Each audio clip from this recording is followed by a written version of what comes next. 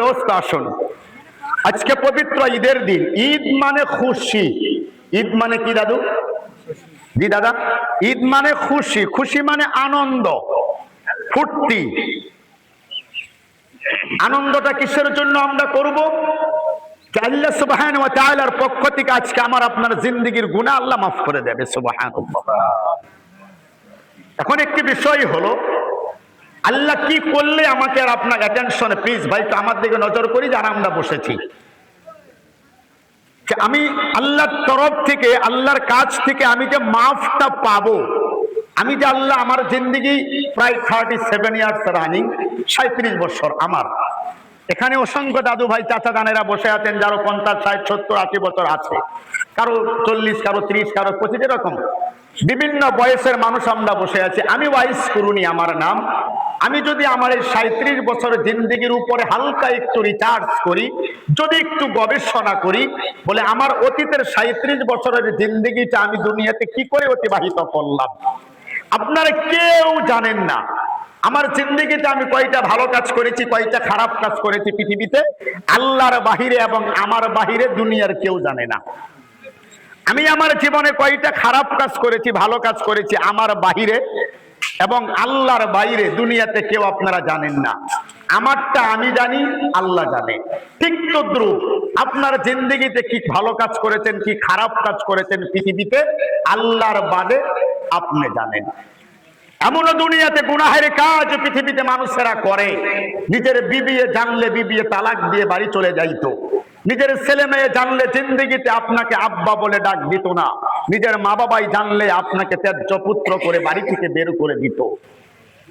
এখন একটি কথা হচ্ছে, আমি যে জিন্দেগিতে জড়িত যতটা গুনাহের কাজ করেছি, আজকের দিনে আমি আল্লাহর কাছে থেকে ক্ষমা পাওয়ার যোগ্যতা আমি হাসিল করতে হবে। আরেকটু যদি বুঝাতে যাই,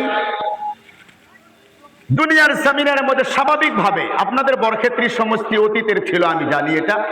বরক্ষেত্রী সমষ্টির এমএলএ এর কাছে যদি পৃষ্ঠার মতো সরকারি যদি এরকম একটি মানে কি হয়, অ্যাডভার্টাইজ করা হয় যে এমএলএ এর হাতে ক্ষমতা দেওয়া হলো, ওনার সিগনেচারে ওনার সহিতে 20টা চাকরি নেওয়া হবে। সরকারের গাইডলাইন্স হলো মিনিমাম মাস্টার ডিগ্রি করা থাকা লাগবে। যে ছেলেগুলি, যে মেয়েগুলি চাকরিগুলি পাবে, ওই ছেলে আর ওই মেয়েটা মিনিমাম কোয়ালিফিকেশন তার মাস্টার ডিগ্রি থাকা লাগবে। আপনার সাথে এমএলএ দিগন্ত স্যারের সাথে খুব ভালো সম্পর্ক, আপনার ছোট ভাইয়ের একটা চাকরির প্রয়োজন, আপনি স্যারকে গিয়ে বললেন, স্যার মোর এই চাকরিটা খুবই প্রয়োজন, মোর আব্বা আম্মা বুড়া ঘরের এই এই এই এই পরিস্থিতি একটু বয়া, যদি মেহেরবানি করি আপনি চাকরিটা দিলে আমার খুব লাভ হলে হেতেন। তখন দিগন্ত স্যারে, এমএলএ স্যারে আপনার কাছে বলবে, ঠিক আছে মোর হাতত যেহেতু পাওয়ারটু আছে, মই এটা সিগনেচার করিলে চাকরিটি হব, কিন্তু আপনার ভাইটি মাস্টার ডিগ্রি করিছে তো, আপনার হরু ভাইটি, যার কারণে চাকরিটি আপনি খুঁজি আছে, তো এমএ পাস করার সার্টিফিকেট তো আছে তো, যেতে যদি আপনি কয় নাই স্যার মোর ভাই জানে হায়ার সেকেন্ডারি পাস করেছে। এটি একটি সাধারণ একটি মেথাল এবং উদাহরণ। সেই চাকরিটা পাইতে গেলে আপনার সময় আছে, পরিবেশ আছে, ক্ষমতা আছে, কিন্তু সরকারের গাইডলাইন্স অনুযায়ী আপনার হাতে মিনিমাম মাস্টার ডিগ্রির মানে সার্টিফিকেট প্রয়োজন। বুজুর্গ দোস্ত, আজকে আমরা আল্লাহর তরফ থেকে ঈদের দাওয়াত খেতে এসেছি। ঈদের দিন আল্লাহ আমার আপনার গুনাহ ক্ষমা করবে কাদের? নবীজি জানিয়েছেন, পবিত্র মাহে রমজান মাসের একটি মাস যাহারা রোজা রেখেছে, তারাবির নামাজ আদায় করেছে, সেহরি খেয়েছে, ইফতার যাহারা করেছে, রমজান মাসকে রোজার মাস হিসাবে যাহারা দুনিয়াতে অতিবাহিত করেছে, তাদের জিন্দেগীর গুনাহ আল্লাহ মাফ করে দিবে। জোরে বলুন সুবহানাল্লাহ। 2 নম্বর একটি কথা আমি আপনাদের খিদমতে বলবো, এখন কে কয়টা রোজা রেখেছেন আমি জানি না, কে কয়টা তারাবি পড়েন নাই সেটাও আমার জানা নাই। আমি ইস্তেমাই ভাবে আপনাদেরকে সঙ্গে করে নিয়ে মুসাফির অবস্থায় আজকের দিনের জন্য আমি আপনাদের ইমাম হিসাবে আল্লাহর কাছে আখেরি মোনাজাতে আমি ধর্ণা দেব। যার যার যোগ্যতা অনুযায়ী আল্লাহ সুবহানাহু ওয়া তাআলা আপনাদের জিন্দেগীর, আমার জিন্দেগীর গুনাহ আল্লাহ মাফ করবে। তবে একটি কথা, ইস্তেমাই আমলের মধ্যে যেরকম 1 মণ ধান বাজারে নিয়ে গেলে ওই ধানের বস্তার মধ্যে যদি 1 কেজি চিটা ধানও থাকে, ধানের দামেই সেই চিটা ধানটাও বিক্রি হয়ে যায়। শুধু যদি 1 বস্তা চিটা ধান বাজারে নিয়ে যান, 200 টাকা দিয়েও কেউ কিনে নেবে না।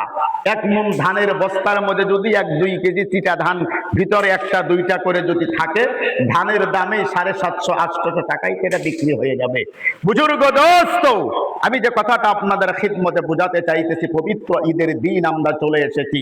যাহারা এসেছেন আমি আপনাদেরকে আবারও আন্তরিকভাবে মোবারকবাদ জানিয়ে আল্লাহর কাছে দোয়া করছি, আমার থেকে নিয়ে শুরু করে আমাদের প্রত্যেকজন মানুষের জিন্দেগির সমস্ত গুনাহ যেন আল্লাহ মাফ করে দেয়। আমরা সকলেই বলি আমিন। আমাদের জিন্দেগির আমলের উপরে ভিত্তি করে আল্লাহ আমাদেরকে মাফ করবে। জিন্দেগির মধ্যে আমল করতে গিয়ে পৃথিবীতে আল্লাহর পরেই দুনিয়াতে যার সম্মান, তার নাম হলো আকায়ে নামদার তাজদারে মদিনা, বিশ্বনবী জনাবে মুহাম্মদুর রাসূলুল্লাহ সাল্লাল্লাহু আলাইহি ওয়াসাল্লাম।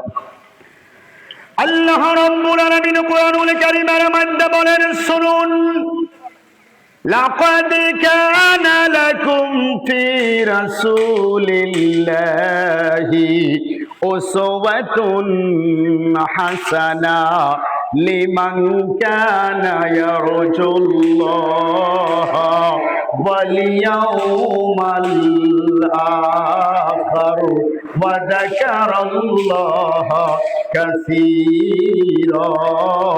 চিৎকার করে জোরে জোরে বলুন সুবহানাল্লাহ। আর জোরে বলুন, সবাই জোরে বলুন সুবহানাল্লাহ।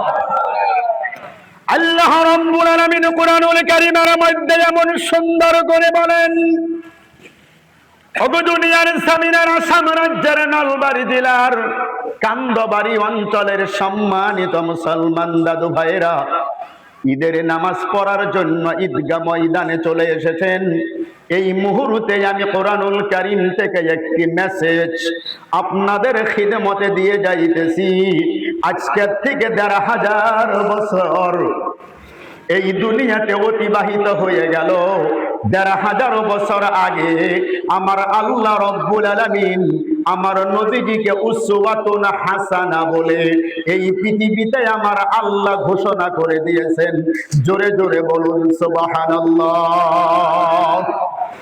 এই দুনিয়ার জামিনের মধ্যে আমি ওয়াইস করুনি আপনি আব্দুর রহমান, এই দুনিয়ার জামিনের মধ্যে আল্লাহর একজন বান্দা হিসাবে, পৃথিবীর জমিনের মধ্যে মুসলমান হিসাবে এই দুনিয়াতে কাকে আমরা মেনে চলবো, জিন্দেগির আইডল করে পৃথিবীতে কাকে মানবো রে বাবা?